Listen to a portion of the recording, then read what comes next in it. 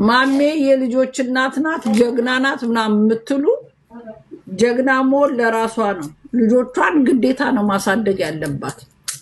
ለማብላ ነው የምታሳድገው። እኔ ሮማን ተሰማ አምጬ አርግጄ ከወለድኳቸው በኋላ ልጆቼ ግዴታ ጤነኛ እስኮንኩ ድረስ ልጆቼ ግዴታ እኔ ነኝ ማሳደግ ያለብኝ። ለወንድ መቼ ከስንት እዚህ ለንደን ላይ ሁለት አሉ ባሎቻ ሚስቶቻቸው ምን እንደሆነ አላውቅም። ሁለት ማቃቸው ግን ሲንግል ዳድ ሆነው ያሳደጉ አባቶች አውቃለሁ። ሁለት ጀግና አባት ያሳደጉ ሁለት አሉ የአዲስ አበባ ልጆች ከባሎች ከሚስቶቻቸው ተቀብለው ልጆቻቸውን ጨቅ ብለው ያሳደጉ ልጆች ሁለት አውቃለሁ። ከዚህ ሁሉ ማለት ነው እኔ ማቀው ነው ማላቀው አምስት ቢገኝ ከዚህ ሁሉ ሚሊዮን ከሚኖር አበሻ አምስት ሲንግል ዳድ ቢገኝ ነው። ታብታብ አድርጉ። ታብታብ ያደረጋችሁ ያባቴ አምላክ ታብታብ ያደረጋችሁ አዳምጡ።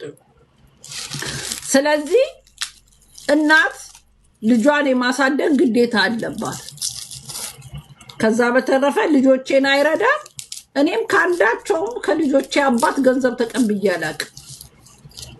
ካንዳቸው ለራሳቸው ለጭንቅላታቸው ለልጆቹ ልብስ ሊገዙላቸው ይችላሉ። ሆሊዴይ ሲሄዱ ትራንስፖርት ሊከፍሉላቸው ይችላሉ።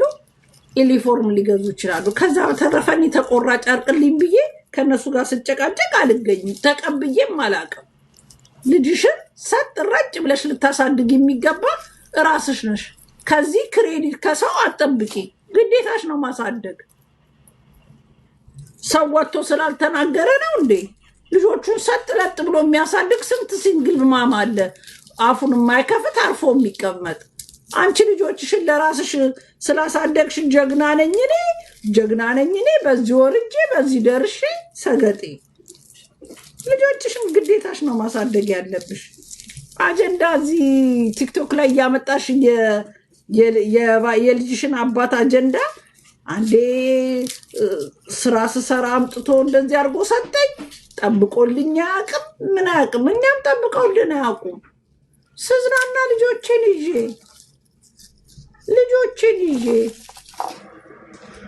ከሀገር ስወጣ ልጆቼን ይዤ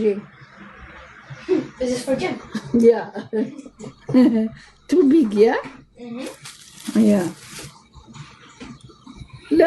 አሁን ነው ነፃ የወጣሁት።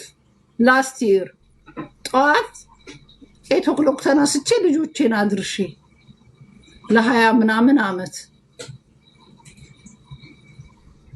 3 o'clock ካለሁበት ቦታ ጉድጓድ ልግባ ምን ልግባ እየበረርኩ ሄጄ ልጆቼን አውጥቼ ለዛውም አሜሪካን ሀገር ድራይቭ ያደርጋሉ። እንግሊዝ ሀገር እብን ድራይቭ አናረግም። እራሳችን በእግራችን ሄደን አምጥተን እስኪመጡ ኩክ አድርገን አብልተን ከዛ በኋላ ከ3 o'clock በኋላ ሰመር ከሆነ ይዘናቸው እንወጣለን። ድጋሚ ቤት ውስጥ ኮምፒውተር ላይ እንዳይቀመጡ ብለሽ ፓርክ ይዘሽ እነሱ ሲጫወቱ ብትፈልጊ አንቺ ስልክሽን ታጨማልቂያለሽ። whatever it is ከዛ ታመጫለሽ። የሚታጠቡ ከሆነ አጥበሽ ልጆችሽን አብልተሽ ታስተኛለሽ። ከተኙ በኋላ ሜቢ አቅምሽ ከፈቀደ ቲክቶክ ላይም ሆነ ምንም ታወሪያለሽ። ግዴታ እኮ ነው። እኔ 2 ዓመቴ ነው ነፃ ከወጣው። እንቅልፍ የሚባል የጠዋት እንቅልፍ በህይወት የተኝቼ አላውቅም። አብስራ ከተወለደች 22 ዓመቷ ነው። ያ ናትያውን 11 ዓመቱ ሞላው። እስከ 10 ዓመቱ እኔ ነበርኩ ማመላልሰው። አንድ ቀን በስተት አባትየውን አድርስልኝ አምጡልኝ ምናምን ብዬ አላውቅም። ከኔ ጋር ስለሌሉ በጭንቅላቴም ስለማላስባቸው አደርሳለሁ መልሳለሁ። ሐሳብም የለኝ። እግዚአብሔር ያምጣብኝና ሜቢ ከታመም ወይ የሆነ ኢምፖርታንት ነገር ካለብኝ አድርሱልኝ ልላቸው እችላለሁ። አራ ያደረሱበት ቀን አላስታውስም። ሜቢ ያመጡበት ቀን ሊኖር ይችላል። በቃ ስራዬን ቀጥልዬ ስራ ምሰራ ከሆነ ደግሞ የሚያወጣልኝ ሰው በገንዘቤ ከፍዬ። ስለዚህ ገና እኮ ያንግ ልጆች ነው ያሏት። ገና መች ተያዘና ቅጡ ታደርሳለች ትመልሳለች። ገና እኮ ነው። አሜሪካን ደግሞ አይ ቲንክ ቤታቸው በር ላይ ነው ድሮፕ የሚደረገው በባስ መሰለኝ። እህቴ እንደዛ ነው ያየሁት። በራችሁ ላይ መሰለኝ አምጥተው የሚጥሉላችሁ። እኛ ሀገር ግን ተነስታችሁ አድርሳችሁ በየትምህርት ቤቱ ተነስታችሁ ያመጣል ልጅ። እኔ ግን እህቴ ጋር አስታውሳለሁ አሜሪካን እንጂ ቤቷ በር ላይ ባስ ይቆማል፣ ይወርዳሉ፣ ይገባሉ። እንደውም አትሄዱም የትም ቦታ፣ በየቤታችሁ ነው የሚያቀብሏችሁ። እሷ ምን የቲክቶክ ሰው ምን ይሆንልኝ እያለች ነው በየጊዜው እየወጣች። አንዳንዴ ስትሰክር እየዬ ሲሰክሩ እየወጡ ያለቅሳሉ። እኛ እኮ መጠጥ አናውቅም። ለልጆቻችን ከኛ ምን ይማራሉ ብለን ስለምንፈራ መጠጥ እንኳን እየፈለግን በልጆቻችን ፊት አንጠጣ። ውጭ ስንወጣ ካልሆነ ነገ አንቺም ትጠጪ ነበር እኔም ይሄን እጠጣለሁ ነው የሚለው። በልጃቸው ፊት እየተደባደቡ በልጆቻቸው ፊት እየተጋተሩ እየሰከሩ ሙዚቃ ላያቸው ላይ እስከ ፑንት እየከፈተች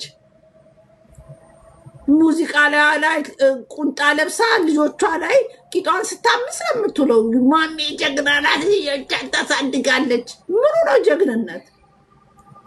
ቅዳሜና እሑድ እየሰከረች ሙዚቃ ጭንቅላት እስከሚዞር ድረስ አናታቸው ላይ እየከፈተች ምንድን ነው የሚማሩት ከሷ? ምን ይማራሉ?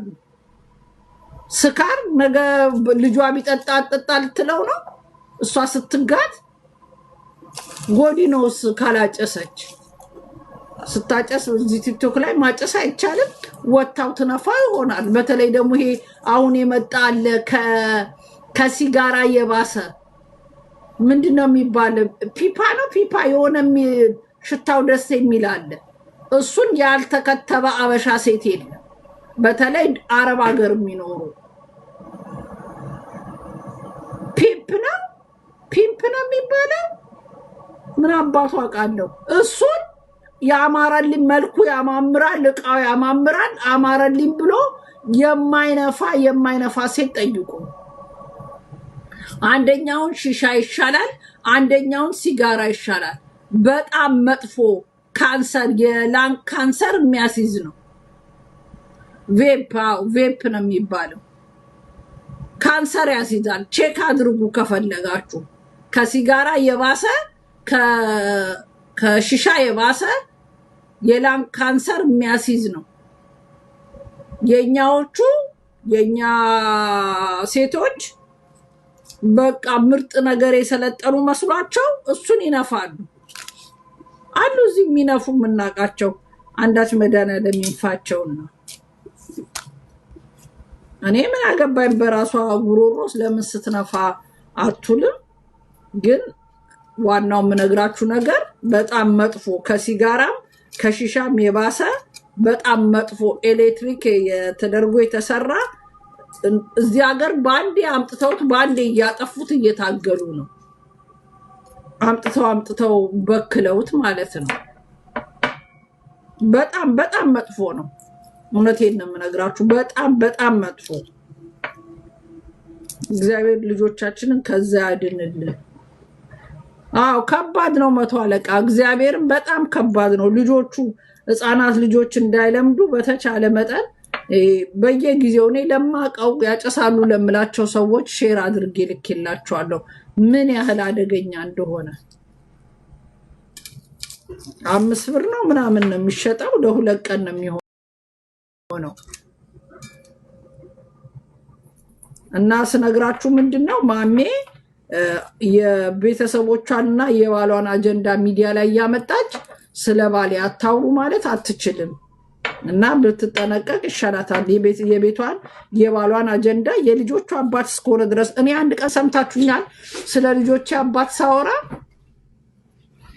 አትሰሙኝም። ችግርም ካለ በውስጥ ችግሬን እጨርሳለሁ እንጂ ምንም ካለ በውስጥ እጨርሳለሁ እንጂ በተአምር ገበናቸውን አውጥቼ እዚህ ላይ አላወራም። ምን ልጠቅሙኝ? አሁን አውርታ ልጁን ሙልጭ አርጎ ህዝብ እየሰደበው ነው፣ እሷንም እየሰደባት ነው። ምን ሊጠቅመኝ? ምን ሊያረግልኝ? አንድ ቀን ማን ይሁን ምን በፎቶ አታውቋቸው፣ በምን አታውቋቸው። ምናልባት ለንደን የሚኖር የራሴ ፍሬንድ ወይንም የራሴ ቤተሰቦች ካልሆኑ ማምን እንደሆነ የሚያውቅ የለም። አንድ ቀን ፎቶቸውን ለጥፌ አላውቅም። እንትን ቢያነሱ በርዝዴይ ቢያከብሩ ራሳቸው ለብቻቸው ተነስተው ፎቶቸውን ይዘው ይሄድ ነው። አንድ ቀን ለጥፌ አላውቅም።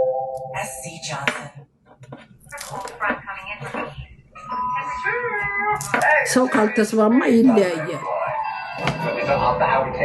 የልጅ አባት አሁን ባለፈው ታመመ። የመጀመሪያ ልጅ አባት ተደውሎ ተነገረኝ። የታመመው ካንሰር ነበረ፣ አይተርፍም ብለው ቅንጩን ነገሩ። በቃ ተሯርጬ ወደ አዲስ አበባ ይዤ ሄድኩ። አድርሾው ከመጣው በኋላ ነው ከአንድ ወር በኋላ የሞተው። ከሚዲያ ላይ የጠፋውበት ነገር ይሄ ነው። ግን ማይሆን ምን ይሆን ፎቶ ምን ገለመሌ ምን ያወራሁት ነገር የለም። Hey, that's a fact. We all doing good, but you know what I'm saying? History try to depict brothers and sisters to be low.